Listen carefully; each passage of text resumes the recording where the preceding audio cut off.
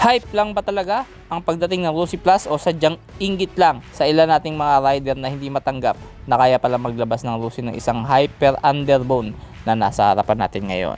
Mga ilang buwan na rin nakakaraan matapos pumutok ang pangalang Lucy Flash X na may 4 valves na. Napakaingay nito sa social media at ngayon ko lang sisipatin at titingnan maigi ang mga detalye at mga nakakabit dito. Isa-isahin natin, samahan nyo ako ngayong araw na ito. Bakit ka kukuha ng Lucy Flash X 4 valves fuel injected ng Lucy?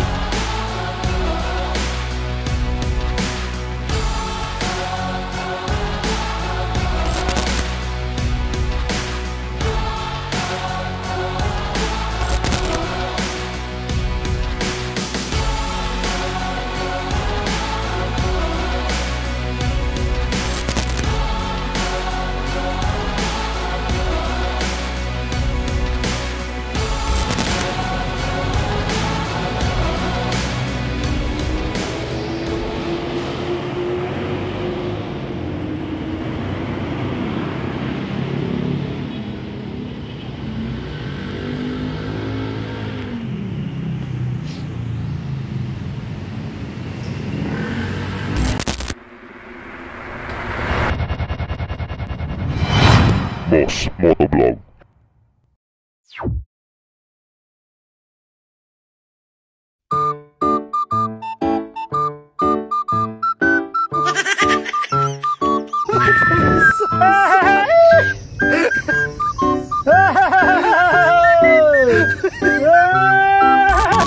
Ops, bago pa kayo mag-isip ng kung ano, nagkakamali kayo, huwag nyo isipin yan dahil nagpagas lang po si Kuya. Naubusan si Dudong, kayo naman, oo.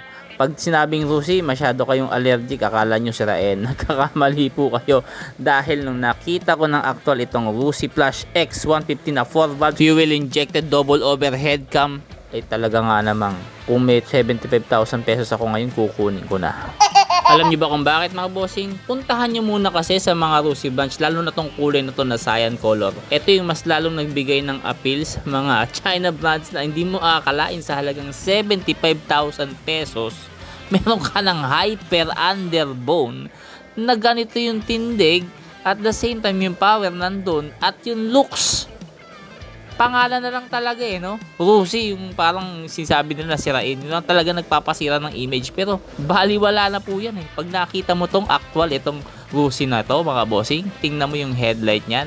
LED lahat ng ilaw na makikita mo dyan. Ito honest review to, mga bossing. Hindi tayo binayaran ng kahit na sino rito. Nakakamangha ang mga nilabas ng Lucy ngayon. Isabay mo pa yung Adventure X na parang ADB. Tapos ito, sinabayan pa ng ganito. Kasi nung mga unang labas ng Lucy, talagang aminado tayo, talagang sirain. Ang hirap ipagawa, mura nga, yun nga lang, ang hirap ng maintenance kasi mayat maya sira. Pero ito, mga bossing, tingin ko solid to. Dahil nga, tingnan mo naman yung tindig, mga boss. Solid yung mga nakalagay rito, hindi siya basta-basta. Naka-ABS pa yan sa harapan, mga bossing. Tingnan nyo, ayun yung sensor niya. Ang laki ng disc, ng rotor disc niya, ang laki. Ang lapad niya. Considering na 75,000, tingnan mo naman yung tindig, double overhead cam pa yan. Ito yung kauna-unahang 4 valves fuel injected na underbone ng Lucy. Ito yung pinakamalakas sa lineup nila ng mga underbone. 6-speed manual transmission po yan. Kung ganitong specs talaga yung iharap po sa Raider 150 na tinatawag na King of Underbone, talagang walang-wala. Dahil nga, sa presyo pa lang Ang presyo lang nito sobrang baba, 75,000 kung kukunin mo ng cash, 3,000 lang kung gusto mo ng installment, ang ida-down mo maiuuwi mo na. Ito honest review, walang halong bias to. Dito lang ako sa turning lights na disappoint, no? Hindi siya maganda para sa akin yung dating niya. No, parang yung mga dati pa rin na China style na turn signals, China yung appealing no? Dun lang, mga bossing. Pero sa harapan, front face ng ilaw, okay siya. Dito sa kanyang panel, mga bossing, magkahalong analog type at yung digital. Yung mga buttons naman, napaka basic lang yan. Hinawakan ko siya, sakto lang. Hindi naman siya kagayang unang labas ng mga China. Talagang halata mong marurupok yung mga pindutan, ultimo pindutan. Ito, medyo nag-improve na ng konti. Nasa middle class na siya. No? So, huwag mo nang anuhin yun. Dahil madali naman palitan yan mga bossing. Ang pinaka-heart talaga ng motor, nandun sa makina. Isa pa, may charger, o ayos na rin yan, advantage na rin yan kahit papaano pag nag long ride ka. Tapos yung kanyang susi, no? Hindi siya keyless, less maintenance. Tamang-tama ito talaga sa mga nagbabudget, oh. Hindi ka masyadong gagastos dito sa mga maintenance dahil wala masyadong electronic components to na nagpapataas ng value at the same time nagpapataas din ng maintenance. Ito hindi, mga bossing. At wag mo agad isipin na pag bibili ka ng Lucy Flash X150 na to na 4-hub double overhead cam, ibibenta mo, itinatanong mo agad mataas ba yung value sa marketplace pag ibinenta mo. Wag yun, kasi hindi po yung thinking ng mga nabili nito. Ang thinking nila is yung pang araw-araw na gamit, maporma, mabilis, andun yung power, syempre at the same time mura. Yan po yung mga market, yung target market ng motor na to. Hindi po para sa mga nagbabuy and sell ito. At nakita nyo naman kanina, sinampahan ko siya. Ang nipis niya lang po sa personal at ang baba lang din ng seat height niya. Nasa 780mm lang ata ito, mga bossing. Saktong-sakto sa Filipino height. Kagaya ko, ang liit ko lang. Nasa 5'4", 5'5 lang ang height ko pag naka medyo mataas ng sapatos. Yun nga lang, syempre, pag kukuha ka ng underbone, expect mo na wala tong underseat compartment. Lalagyan mo siya ng top box kung gusto mo mag long ride, mahaba biyahe para may mailagay ka. Yun lang ang downside ng mga underbone. Tapos maliit lang yung tangke, syempre. Ang tangke lang nito is nagkakarga lang ng 5.3 liters lang. So maliit lang to, pero malaki to. Kung porme sa Raider 150 na 4 liters nga lang yun eh.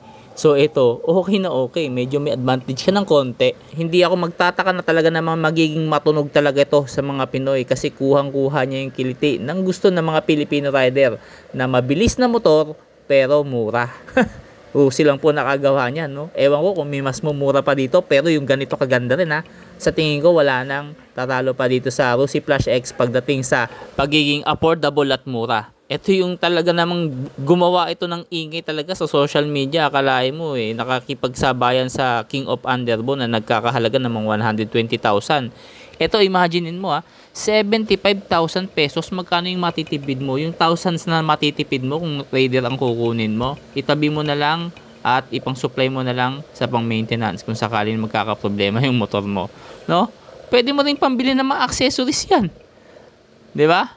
Dahil yung sukat naman ng makina nito at yung forma nito, mga bossing, kung hindi nyo na itatanong, hawigan dito ng GTR 150 ng Honda. So tayo lang nakakaalam niyan. So mga bossing, hanggang sa muli, paalam.